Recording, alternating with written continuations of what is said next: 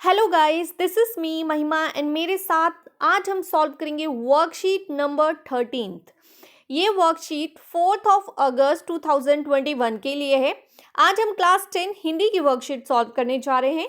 देखते हैं आज की वर्कशीट में क्या इंटरेस्टिंग दिया गया है।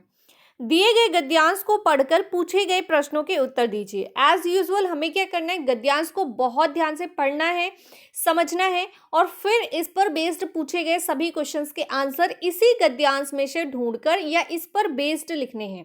ठीक है, आंसर या तो गद्यांश के अंदर से होना चाहिए या गद्यांश पर बेस्ड होना चाहिए। अपने आप से क्रिएट किया हुआ आंसर नहीं लिखना होता है गद्यांश में। ठीक है, तो चलिए देखते हैं आज के गद्यांश को, समझ लेते हैं क्या दिया गया है। दूसरे हमारी क्षमता का विश्वास करें और हमारी सफलता को निश्चित माने। इसके लिए आवश्यक शर्त यह है कि हमारा अपनी क्षमता और सफलता में अखंड विश्वास हो। यानी कि कोई और हम पर विश्वास करे कि हमें सफलता मिलेगी या कोई और हम पर विश्वास करे कि हम में ये क्षमता है कि हम ये कर सकते हैं, उसके लिए सबसे पहले इंपॉर्टेंट है कि हमें खुद पर विश्वास होना चाहिए। यदि हमें खुद पर, स्वयं पर विश्वास नहीं है तो किसी और का हम पर विश्वास नहीं हो सकता। हमारे भीतर उगा भय, शंका और अधैर्य। भय मतलब डर, जैसे कि आप बहुत अच्छे से मेहनत कर रहे हो, पढ़ाई कर रहे हो, ठीक है, पर आपको खुद पर विश्वास नहीं है तो किसी और को भी आप पर विश्वास नहीं होगा कि आप सफल हो सकते हैं। ठीक है, यदि आपको स्वयं पर विश्वास है तभी आप अपनी सफलता को प्राप्त कर सकते हैं। कई लोग क्या होते हैं, बहुत ज़्यादा पढ़ाई करते हैं, उनको पता है उनके स्कोर अच्छे आएंगे, पर फिर भी उनके अंदर एक अजीब सा डर होता है। ठीक है, वो नहीं होना चाहिए, उससे आपका कॉन्फिडेंस डाउन होता है। हमारे भीतर उगा भय, भय मीन्स होता है डर, कि हम मेहनत करने के बाद भी हमें लगता है हम नहीं कर पाएंगे। शंका, अपने आप पे शक करना, ठीक है, कि हम नहीं कर पाएंगे। अधैर्य, अधैर्य मतलब जैसे लगता है ना कि धैर्यता नहीं रहती है, जैसे कि इंसान के अंदर लगता है ना, यार क्या हो जाएगा, पता नहीं रिजल्ट कैसा आएगा, ऐसी चीजें हो जाती है ना। तो अपने भीतर उगा भय, शंका और अधैर्य ऐसे डायनामाइट हैं जो हमारे प्रति दूसरों के विश्वास को खंडित कर देते हैं।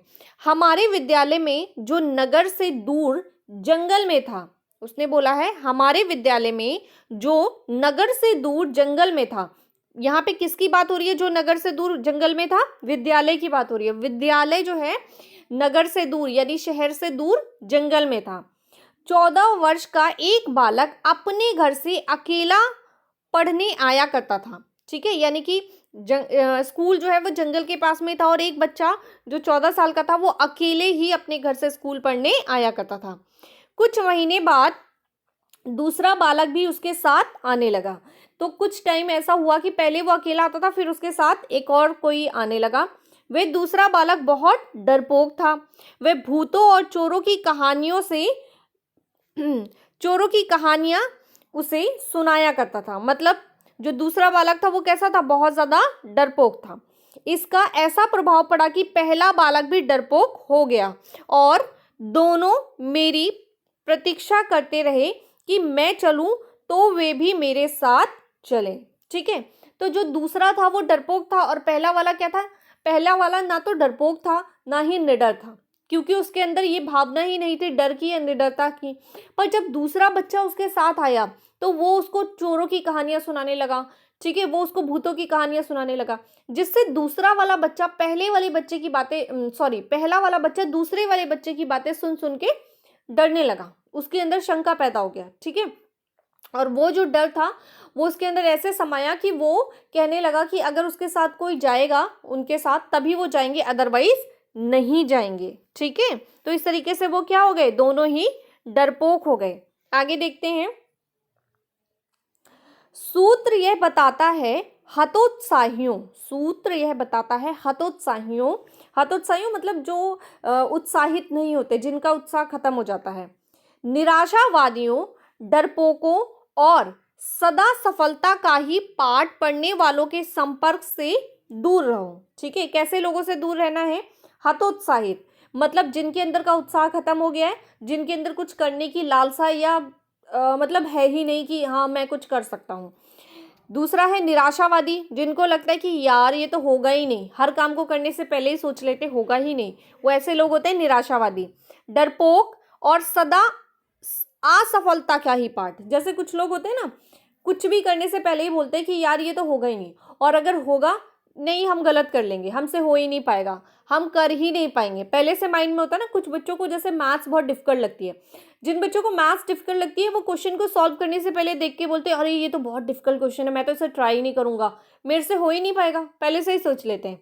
क्यों? क्योंकि वो लोग निराशावादी होते हैं, डरपोक होते हैं, और वो सफलता को चाहते ही नहीं है, कोशिश ही नहीं करते। पहले आप कोशिश करेंगे, 10 बार कोशिश करेंगे, नहीं आएगा तो आगे कोई तो कोई ऑप्शन होगा ना उसको सॉल्व करने का। तो इसी तरीके से हतोत्साहित, निराशावादियों और डरपोकों और सदा असफलता क्या ही पाठ पढ़ने वालों के संपर्क से दूर रहना चाहिए। नीति का वचन है कि जहां अपने कुल की, अपने देश की, जहां आपकी खुद की या आपके कुल की या आपके देश की निंदा हो, उसका मुंहतोड़ उत्तर देना संभव ना हो, या तो उसको जवाब दो। कोई अगर आपके कुल की या आपके देश की निंदा करता है, उसकी बुराई करता है, तो या तो आप उसको जवाब दो, और यदि नहीं दे सकते, उत्तर देना संभव ना हो, तो वहां से उठ जाना चाहिए। क्या करना चाहिए? वहां से उठ जाना चाहिए। क्यों? क्योंकि इससे हमारे आत्मगौरव और आत्मविश्वास की भावना खंडित होने का भय रहता है। कैसे? सपोज कोई आपके अंदर बहुत सारी नेगेटिविटी, बुराइयां बताता ही जा रहा है कि तुम्हारे अंदर ये कमी है, ये भी कमी है, वो भी कमी है, वो भी कमी है, तो या तो वहां पे बैठ के खुद को प्रूव करो कि नहीं, मुझ में ये कमियां नहीं है, और मेरे अंदर ऐसी क्वालिटी है कि जो आपको नजर नहीं आती। ठीक है, तो या तो स्वयं को प्रूफ करना है। यदि हम उसको उस समय खुद को प्रूफ नहीं कर सकते, तो हमारे पास सेकेंड ऑप्शन होता है कि हम वहां से चले जाएं, क्योंकि अगर हम चले नहीं गए तो हमारा जो कॉन्फिडेंस है खुद के ऊपर से, वो क्या होगा? खत्म हो जाएगा या कम हो जाएगा। ठीक है, तो ये है हमारी आज की वर्कशीट। आई होप आज की वर्कशीट आपको समझ में आई होगी। चलिए देखते हैं आज की वर्कशीट पर बेस्ड सभी क्वेश्चंस। आप बताएं में हमें क्वेश्चंस दिए गए हैं। पहला क्वेश्चन है, दूसरे लोग हमारी सफलता और क्षमता पर कब विश्वास करने लगते हैं? सेकेंड क्वेश्चन है, भय, शंका और आत्मविश्वास को डायनामाइट क्यों कहा गया है? एंड थर्ड क्वेश्चन इज, आपके अनुसार जहां अपने कुल, देश आदि की निंदा हो, वहां से क्यों उठ जाना चाहिए? फोर्थ क्वेश्चन है गतिविधि यानी एक्टिविटी का, यदि आपको इस गद्यांश का भाव अपने मित्र को लिखकर समझाना हो तो आप क्या समझाएंगे? लिखिए। आपको लिखना है अपने फ्रेंड को कि आपने इस गद्यांश से क्या सीखा, ठीक है, या फिर आपको क्या समझ में आया। एंड लास्ट क्वेश्चन इज, प्रस्तुत गद्यांश से आपको अपने लिए क्या सीख मिली? विस्तार से उत्तर दीजिए। यानी आपने यहाँ इस गद्यांश से अपने लिए क्या सीखा, वो लिखना है यहाँ पर। तो चलिए शुरू करते हैं आज के सभी क्वेश्चंस के आंसर्स। तो आज के हमारे पहले क्वेश्चन का आंसर है, लोग हमारी सफलता और क्षमता पर विश्वास करने लगते हैं। ठीक है, कब करने लगते हैं? लोग हमारी सफलता और क्षमता पर विश्वास कब करने लगते हैं? यहाँ पे कब मिसिंग है, तो आपको लिख लेना है कि कब करने लगते हैं। तो इसका उत्तर देख लेते हैं। दूसरे लोग हमारी सफलता और क्षमता पर विश्वास तब करने लगते हैं जब हमें स्वयं अपनी सफलता पर अखंड विश्वास होता है। जब हमें स्वयं अपनी सफलता और क्षमता पर विश्वास होगा, यानी कि हमें अपनी कैपेबिलिटी पता है कि हम ये कर सकते हैं, ठीक है, और हमें इस चीज में सक्सेस मिलेगी ही मिलेगी, तभी तो अगला इंसान हम पे ट्रस्ट करेगा। तो कोई और आप पे ट्रस्ट करे उसके पहले आपके लिए इंपॉर्टेंट है कि आप खुद पर खुद ट्रस्ट करें पहले। ठीक है, जैसे कहते हैं ना कि कोई आपकी रिस्पेक्ट तभी करेगा जब आप अपने आप की रिस्पेक्ट खुद करेंगे। जब आप अपने आप की रिस्पेक्ट खुद नहीं करेंगे तो कोई और भी आपकी रिस्पेक्ट नहीं करेगा। ऐसे ही सबसे पहले हमें अपना कॉन्फिडेंस खुद क्रिएट करना पड़ता है, खुद पे खुद ट्रस्ट करना पड़ता है, अदरवाइज कोई और आप पे ट्रस्ट नहीं कर पाएगा। क्वेश्चन नंबर 2 की बात करते हैं, भय, शंका और अंधविश्वास को डायनामाइट क्यों कहा गया है? तो इसका उत्तर है, भय, शंका और अंधविश्वास को डायनामाइट इसलिए कहा गया है क्योंकि इनके द्वारा दूसरों का हमारे प्रति विश्वास खंडित हो जाता है। यानी कि अगर हमें खुद पर खुद की चीज़ों के लिए भय रहती है, शंका रहता है या अंधविश्वास रहता है, तो किसी और को भी हमारे ऊपर विश्वास नहीं रहता है, उनका विश्वास खंडित हो जाता है। क्वेश्चन नंबर 3 है, आपके अनुसार जहां अपने कुल, देश आदि की निंदा हो वहां से क्यों उठ जाना चाहिए? तो जहां हमारे कुल या हमारे देश की निंदा हो वहां से इसलिए उठ जाना चाहिए ताकि हमारे आत्मगौरव और आत्म विश्वास की भावना खंडित ना हो।